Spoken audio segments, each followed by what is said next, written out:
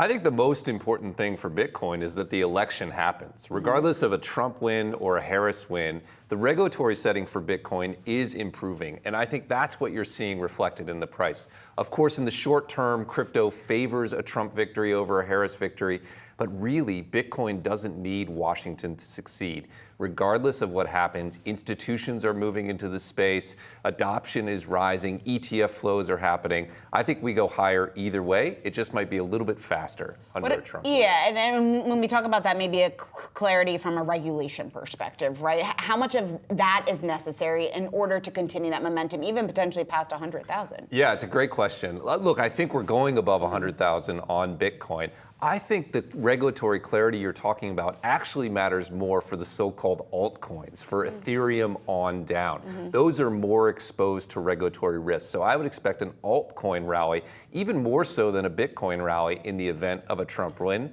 But regardless, I think both are moving higher. Why does it matter as much for Bitcoin? Yeah, so Bitcoin has more regulatory clarity than Ethereum and other assets. The SEC, the CFTC have already declared it a commodity. It's in the clear. There's already an ETF.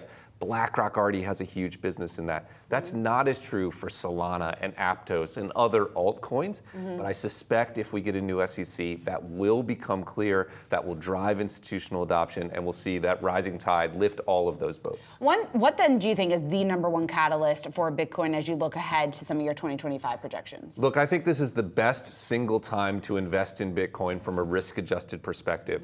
All of the major existential risks of Bitcoin have been washed away. We have an ETF, we have institutions, they are coming into the space. The biggest catalyst is that move of institutional adoption. We're seeing that accelerate. We saw $800 million in ETF flows yesterday alone. This is a tidal wave of institutional assets moving into the space. There's a fixed supply, and from my perspective, that means higher prices. You're saying it doesn't matter ultimately in the long run who is elected come next week. I'm curious then, because there's been so much talk about why Trump is better for Bitcoin or for the crypto community than Harris. It seems like at least in the short term, maybe that is the case.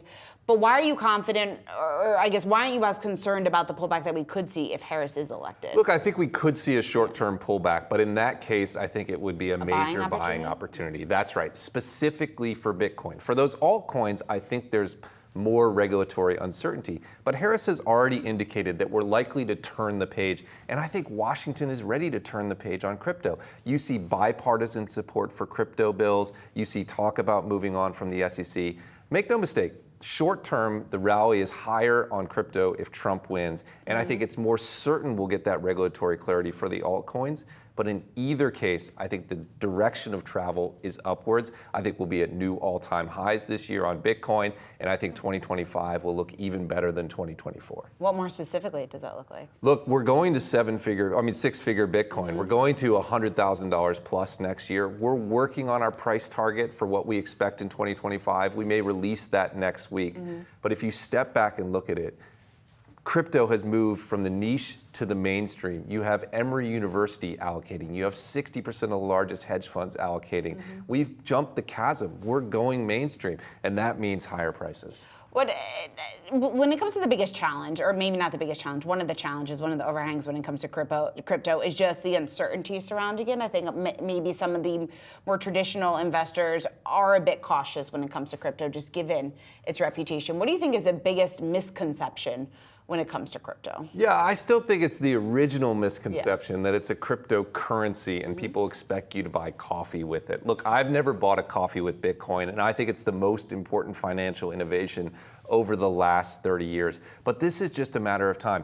The flip side of that lack of understanding, which is a risk, it drives volatility, is that's also the opportunity. That's why Bitcoin is up 10,000% over the last 10 years, because people have realized what it is and what it means to the world, and it's why I think it's going higher still. Do you think the institutional involvement here that we've seen through ETFs, that we've seen through funds, really obviously pick up over the last several months, is that pretty much erased this confidence problem that crypto did have, just given what had happened in the past? Yeah, I think, look, it's moved it from something that people weren't sure would be around, would matter, into something that people are certain will be here. And now the question is it a $2 trillion or a $10 trillion or a $20 trillion asset? So it's sort of showed that Bitcoin has gone from 0 to 1. It's not going back to 0, and now it's a question of how high it goes from here. What's going to be those deciding factors?